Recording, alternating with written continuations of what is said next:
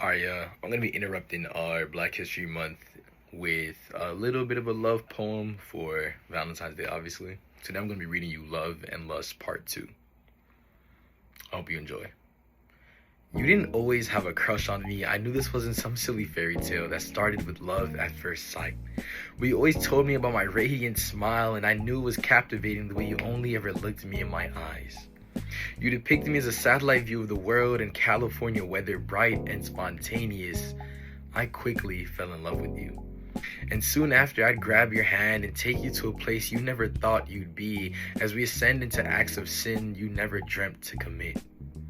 You were so eager to please, you said every fiber of your being belonged to me, so like any performance, it took some practice. As we started slow and filled the room with intimate action, you were a fast learner. It didn't take long for you to understand my insides and outs. I was so happy to be with you. And she was really happy to be with me. As I gently laid her to the bed, as she grabs my head and holds her breath, that beautiful mouth that once pleased my eyes now yelled my name, begging for more. Her bed is my stage. I was frequently casted, night after night, round after round.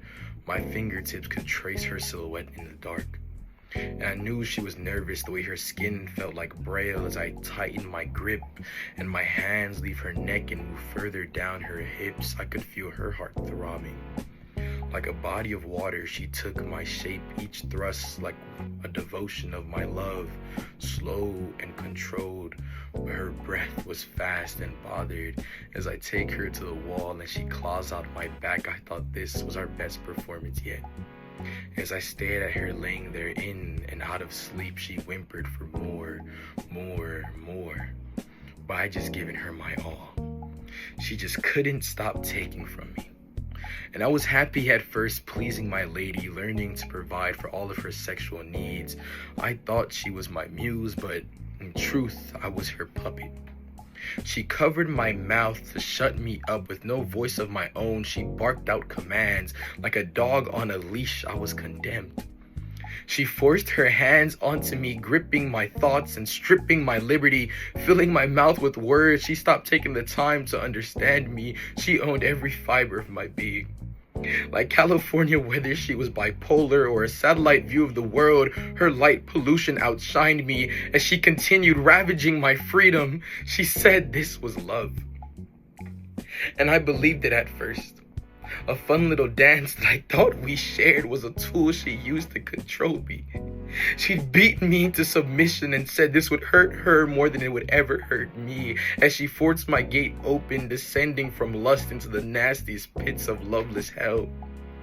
I told her that I just wanted to be loved, and I thought that's what this was.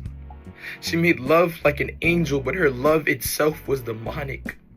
And I never felt used in bed, but it felt like this woman had just given me a forced lobotomy. Her glowing smile was now a foil to my sparkless eyes.